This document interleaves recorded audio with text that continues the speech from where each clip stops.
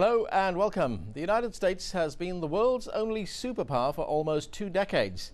Some would argue that America has joined the elite club of hyperpowers, empires such as Imperial Rome or Britain that amassed enough military and economic might to dominate the entire world. But despite this power and the fact that its forces are spread across the world, scholars are beginning to ask, can it last? Can the European Union or China step up and counter American supremacy? Do smaller countries like Brazil, Turkey and India hold the balance in their hands because they can pick and choose their allies from among the world's powers? And what about domestic concerns? Will America's traditional tolerance and diversity give way to intolerance and conflict? Today we'll discuss the future of the American empire, as some have come to call it. Don't forget, we take your calls on the show. You can reach us at the numbers there at the bottom of your screen. Joining us now are Professor Amy Chua, who is Professor of Law at Yale University. She's the author of Day of Empire: How Hyperpowers Rise to Global Dominance and Why They Fall. She goes back in history to find the reasons behind the rise and fall of hyperpowers. She joins us from the Yale campus in New Haven, Connecticut. And Parag Khanna, a senior research fellow at the New America Foundation in Washington, D.C. He joins us from Princeton University in Princeton, New Jersey. His book, The Second World: Empires and Influence in the New Global Order, which argues that the world's medium-sized powers, whether friends or foes of the United States, will decide who the superpowers will be. The book is due to be published next month. Thank you both for joining me. It's a pleasure to be here. Amy, let me start with you. Your book is about hyperpowers, how they rise, how they fall. What exactly is a hyperpower? Well, hyperpower is more than an empire, more than a superpower. By that term, I'm referring to those remarkably few societies in all of history that amass such extraordinary economic and military power that they basically dominated the world. So, for example, even the United States during the Cold War was not a hyperpower because back then it had a formidable rival, the former Soviet Union, of roughly comparable might. So it's really rare to have a hyperpower. It's much more usual to have a kind of multipolar world where lots of powers of roughly comparable might compete with each other. And the United States is now a hyperpower. Yes, for the time being. The future is a different question, but yes, the United States is so far of any other power in the world militarily, despite what you read about in the papers all the time. And even economically, its GDP is 3 times the size of the next largest country. But again, the book in some ways explores the future. And I think the key words you used there were "for the time being," which brings me to Parag Khanna.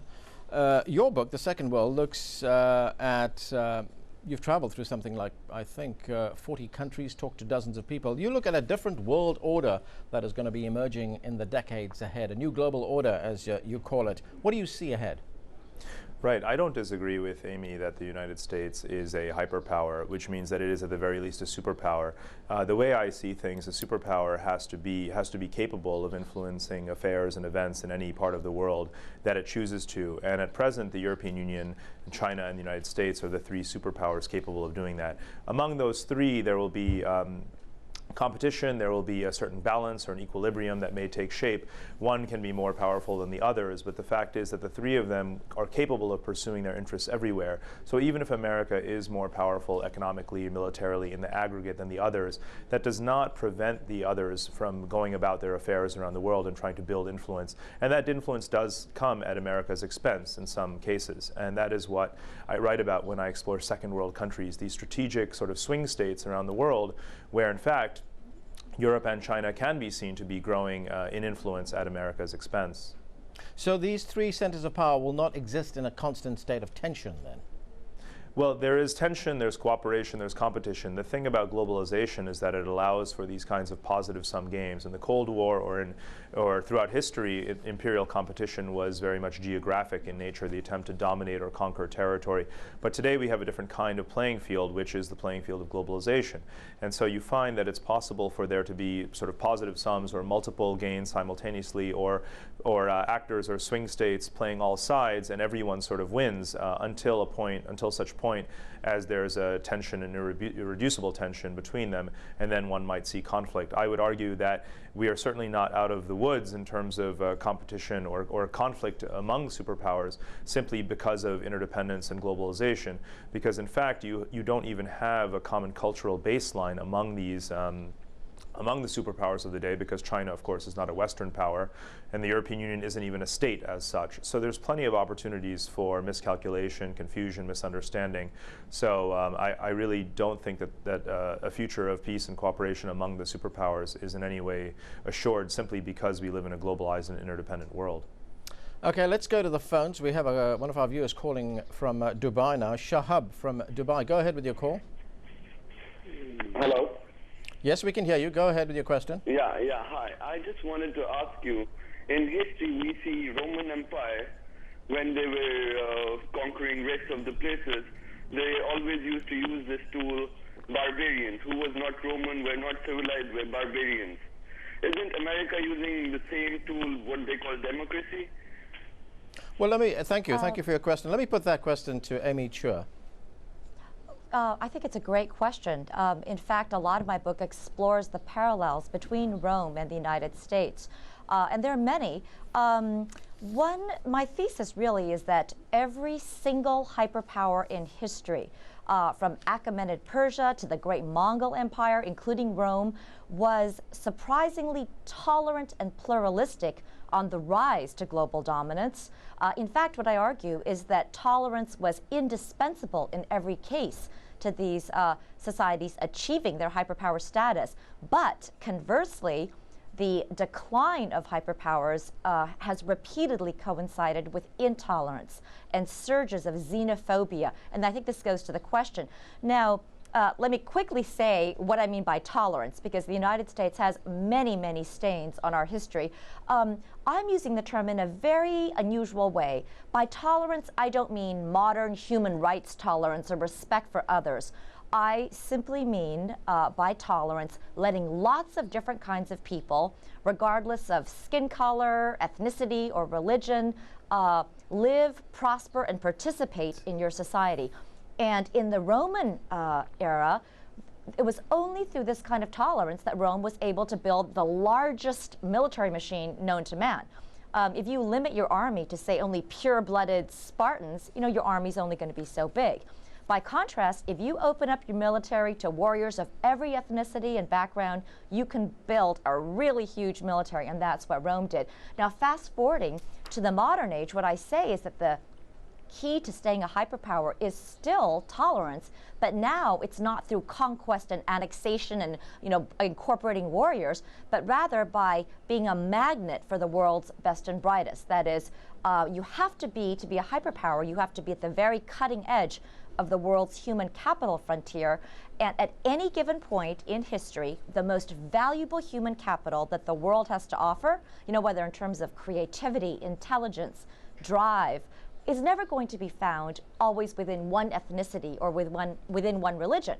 So to be globally dominant, not just regionally or locally dominant, but globally dominant, a society has to be able to pull in the world's best and brightest. And to answer the question, I think that the United States post 9/11 actions in many ways is cutting exactly against this formula. Amy, how does that square with China, which you also see as one of the emerging powers? It's largely a homogenous society, in many respects not seen as being very diverse. I am fascinated to read Parag's book, because I agree with him that this is a time where we are going to see so much change in the constellation of powers. I believe that in the coming years, China will continue to grow. I think its economy will continue to explode. It's doing a lot of things right, whereas the United States has been doing a lot of things wrong.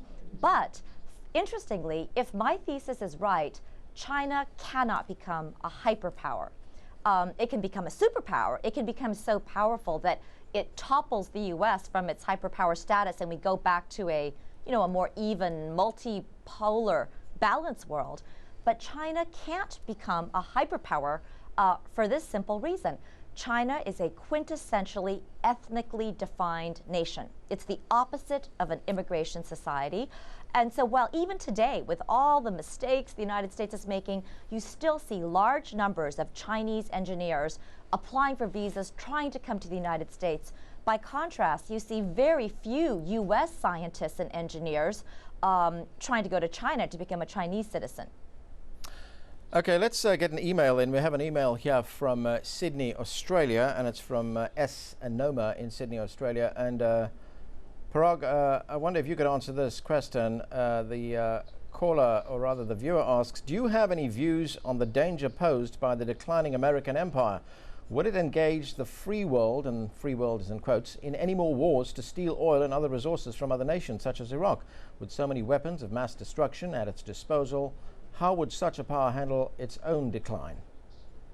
Well, that's of course the question that we are witnessing with each passing year, because I do believe that America is in a state of relative decline. Again, its power may still be enormous, but the mere fact that other powers are growing, such as Europe, Russia, China, and so forth, and India, does mean that America is in relative decline. How will America handle it is the question that is, of course, on many voters' minds right here in the United States as they're trying to decide who their next leader should be, who will be the one to try to mitigate the decline of the United States, to work with other allies to create a multilateral system, or rebuild a multilateral system that is inclusive of these new powers.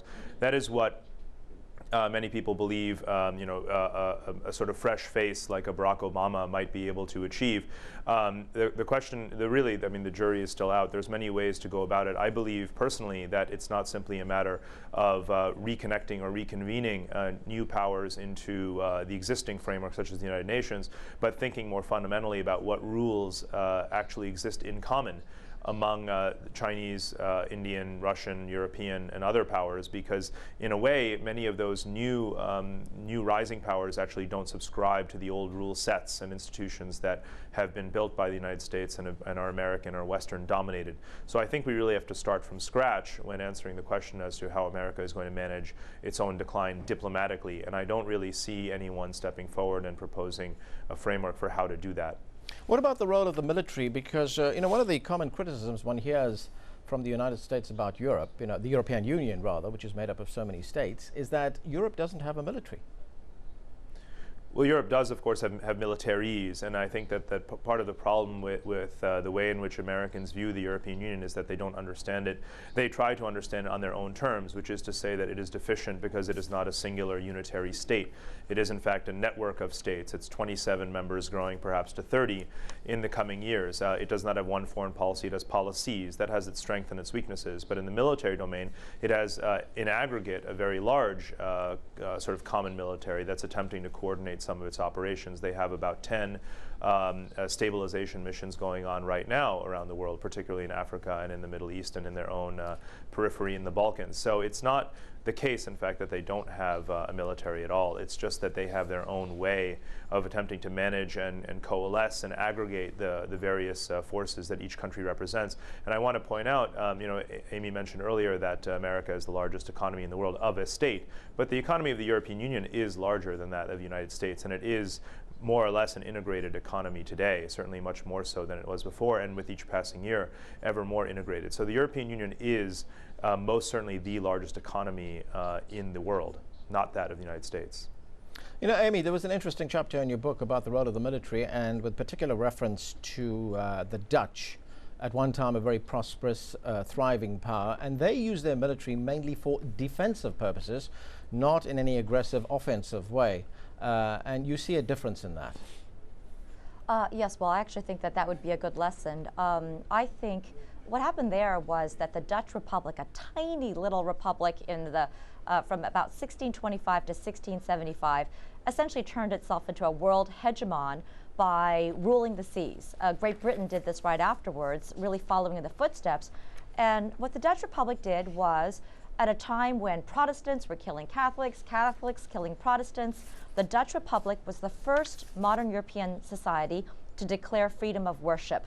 And what happened was it was able to attract, first of all the Protestants that were being persecuted under the Habsburgs, and these Protestants brought with them all these industrial secrets and technology secrets, textile productions, and at the same time, the Dutch Republic attracted all the Sephardic Jews that were fleeing Spain and Portugal, and brought in all these diamond networks and trading networks. And eventually, through a combination of these factors, the Dutch basically came to sort of police the seas, not aggressively, affirmatively, but in a way that allowed it to control the most valuable trade routes. And I think it's a fascinating lesson. You see over time what has happened is that commerce has replaced conquest as the greatest driving source of wealth creation.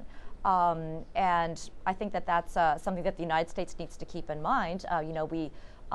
Innovation and being at the frontier of the human capital.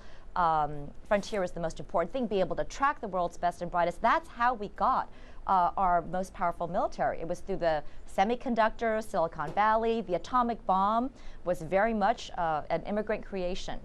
And so I think people get it backwards. It's in this day and age, I think an aggressively militaristic hyperpower is really a tough thing to do. I mean, a hyperpower that is aggressively militaristic today incurs massive costs, whether in terms of, lives lost, dollars spent, legitimacy squandered, without being able to accrue the benefits that past hyperpowers were able to accrue. We can't just pipe oil straight from Iraq. We can't just annex territory. We can't just nuke places, even though we have the military capacity to do so.